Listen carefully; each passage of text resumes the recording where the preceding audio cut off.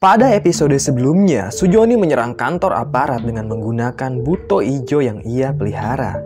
Hal itu ia lakukan sebagai balasan atas terbunuhnya anak buah Sujoni yang dibantai Komandan Satib. Kantor aparat distrik Wajo porak-poranda. Mereka menembaki buto ijo itu dengan senjata laras panjang. Tapi buto ijo bukanlah makhluk sembarangan. Dia tidak mempan ditembak. Makhluk itu memakan para aparat. Potongan tubuh mereka berceceran di mana-mana. Sementara itu, Satib yang sedang melamun di ruangannya seketika saja panik.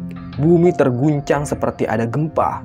Seorang aparat muncul dari balik jendela Satib. Dia berteriak dengan sangat kencang. Urat leher aparat itu menonjol semua. Sesekali dia menembakkan senjatanya ke langit. "Komandan lare, ada buto ijo!" teriak aparat itu. Segera Satib mengambil senjatanya kemudian lari keluar ruangan. Di sepanjang koridor kantor aparat, Satib melihat beberapa anak buahnya ngumpet ketakutan. Satib pun menendangi mereka. "Jangan jadi pengecut, ambil senjata dan bantu teman-teman kalian di luar sana," bentak Satib, wajahnya galak sekali. Seketika saja, para anak buahnya itu berlarian keluar. Kedua kaki dan tangan mereka gemeteran, karena baru kali ini ada makhluk gaib yang menyerang kantor aparat. Saat anak buah Satib sedang berusaha melawan amukan buto ijo, Satib malah pergi ke penjara bawah tanah untuk bersembunyi. Wajahnya penuh dengan keringat dingin. Dia sangat ketakutan saat melihat wujud buto ijo yang wajahnya berlumuran darah. Setibanya di penjara bawah tanah, Satib menyuruh para anak buahnya yang sedang berjaga untuk keluar menghadapi buto ijo. Mereka pun berhamburan keluar. Sementara Satib duduk di hadapan sel Mahesa. Dia mengusap keringat di wajahnya menggunakan lengan baju. Mahesa yang sedang duduk sila, dia pun bangkit. Perlahan dia mendekati jeruji besi. Kemudian Mahesa tersenyum sinis. "Pengecut," desis Mahesa. Satib kesal mendengar ucapan Mahesa. Komandan itu pun langsung memukul wajah Mahesa dengan gagang senjata. Si Mahesa terjungkal. Tapi dia malah tertawa lepas. "Anak buahmu akan mati semua, Satib," ucap Mahesa sambil meludahkan darah yang menggumpal di mulutnya. "Kau perlu bantuan pocong dulu," terdengar suara Geni dari sel sebelah. Geni bersandar pada dinding penjara sambil makan nasi tanpa lauk. Kedua kaki dan tangannya memang dirantai. Tapi untungnya rantai itu cukup panjang sehingga Geni masih bisa bergerak. Tak jauh dari Geni, ada sebuah toilet duduk yang sudah sangat usang dan sebuah keran air yang hanya menyala di sore hari. "Aku tidak akan pernah melepaskan pocong dulu," ucap Satib. "Maka kau akan segera mati," jawab Geni. Perlahan dia menyendok nasi dari piring. "Aku masih punya banyak cara untuk mengalahkan makhluk itu," ucap Satib. Tak lama kemudian, Satib mendengar suara gemuruh dari luar. Perlahan dia naik ke permukaan. Yang Satib lakukan hanya mengintip dari celah pintu. Tampaklah buto ijo sedang menghancurkan gedung aparat. Mayat bergeletakan di mana-mana. Jantung Satib berdetak lebih kencang. Tangannya masih memegang senjata. Tapi dia tidak berani menembakkannya. Dan tak lama kemudian, buto ijo itu pergi meninggalkan distrik Wajo. Setelah situasi aman, Satib pun keluar dari sel bawah tanah. Ia melihat banyak sekali mayat di halaman gedung. Hanya beberapa orang saja yang tampak masih hidup. Gedung aparat hancur di amuk buto ijo. Selang 1 hari, berita tentang amukan buto ijo menyebar ke seluruh wilayah. Petinggi aparat pun mengirimi Satib personil baru. Sementara gedung aparat segera dibangun kembali, Satib juga sempat ditawari atasannya untuk melakukan operasi gabungan. Tapi Satib menolaknya karena tindakan itu hanya akan menambah korban jiwa. Satib sadar kalau ini bukan urusan senjata, tapi urusan gaib dan harus dilawan dengan gaib juga. Di suatu pagi, Satib dan 3 anak buahnya pergi meninggalkan distrik Wajo. Dia membawa uang yang cukup banyak. Uang itu hasil dari museum dulu. Oh iya, perlu diketahui saat buto ijo menyerang kantor aparat, uang hasil museum dulu terjaga dengan aman karena Satib menaruhnya di dalam peti besi. Satib akan mengunjungi kampung-kampung pedalaman untuk menemukan 100 orang dukun sakti demi melawan buto ijo. Tak tanggung-tanggung, Komandan Satib akan memberi para dukun itu uang yang sangat melimpah ruah kalau mereka berhasil membinasakan buto ijo. Tak sulit bagi Satip untuk menemukan dukun di perkampungan. Apalagi wilayah itu terkenal sebagai lumbungnya dukun. Segala macam dukun ada di sana, dari mulai dukun pelet, dukun santet, sampai dukun susuk. Dan hanya butuh 2 hari bagi Satip untuk membawa 100 dukun ke distrik Wajo. Mereka semua diangkut menggunakan puluhan delman. Penampilan para dukun itu bermacam-macam.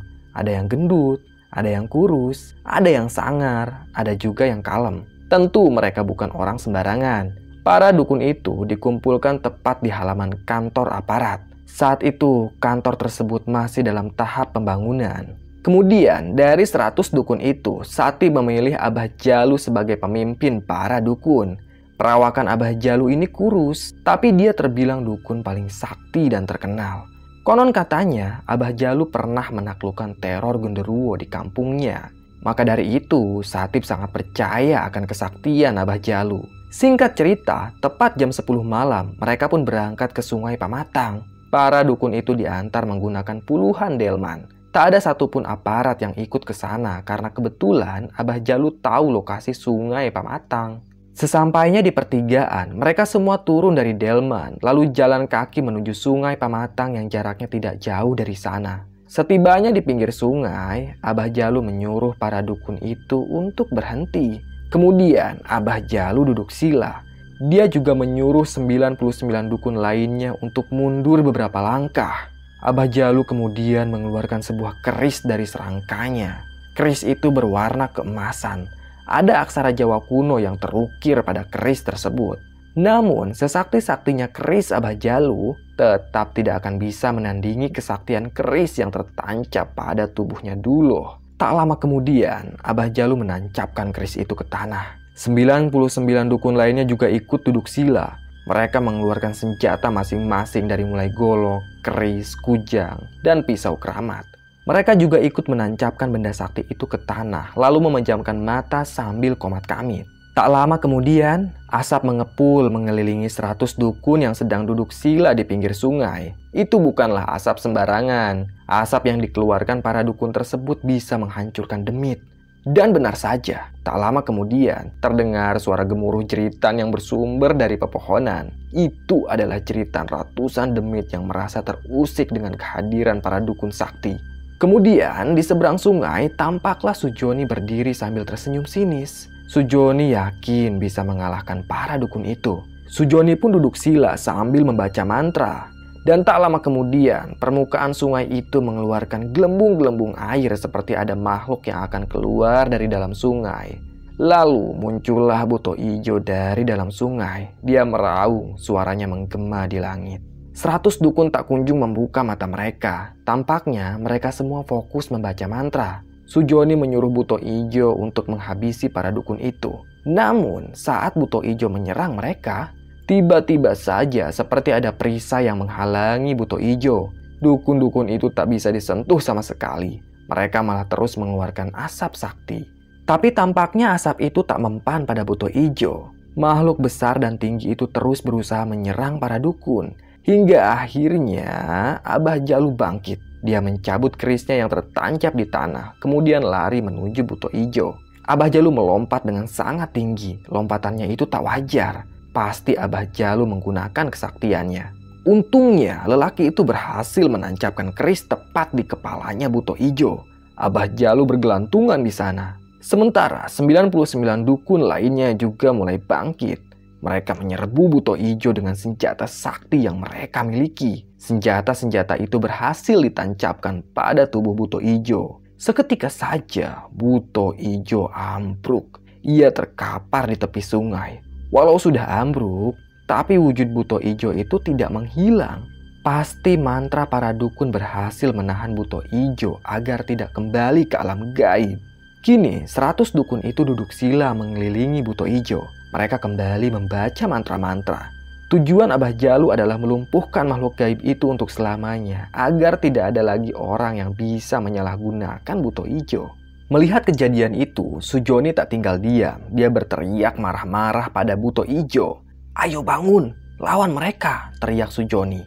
Tapi Buto Ijo itu tak berkutik. Kedua matanya terpejam. Para dukun itu akan membunuh Sujoni setelah mereka selesai melumpuhkan Buto Ijo. Tak lama berselang, Abah Jalu mengeluarkan benang berwarna putih. Ia pun melingkari Buto Ijo dengan benang tersebut. Seketika saja benangnya menyala mengeluarkan cahaya merah.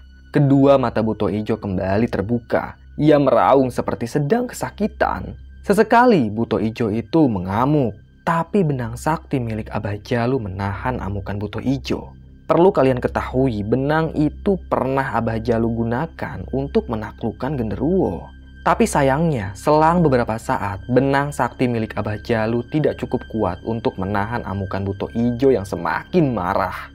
Benang itu pun putus. Benda-benda sakti yang tertancap di tubuh Buto Ijo seketika saja mental semua. Makhluk mengerikan itu berteriak ke arah para dukun. Kemudian, satu persatu Buto Ijo membantai mereka semua. Kini yang tersisa hanya tinggal Abah Jalu. Namun rupanya lelaki itu pantang menyerah. Abah Jalu mengeluarkan 2 kujang sakti. Itu senjata terakhirnya. Dengan ajaib, Abah Jalu melompat sangat tinggi hingga melebihi tingginya Buto Ijo. Lelaki itu mengincar kedua mata Buto Ijo. Tapi sayangnya makhluk besar itu berhasil menepisnya. Kemudian tubuh Abah Jalu digenggam Buto Ijo. Lalu dengan ganas makhluk itu memakan Abah Jalu. Buto Ijo mengunyah tubuh Abah Jalu dengan sangat rakus. Terdengarlah suara gemeletuk tulang Abah Jalu yang hancur di dalam mulut Buto Ijo. Setelah itu, Buto Ijo menghilang begitu saja. Dia kembali ke alam gaib. Kabar tentang terbunuhnya 100 dukun terdengar oleh Satib.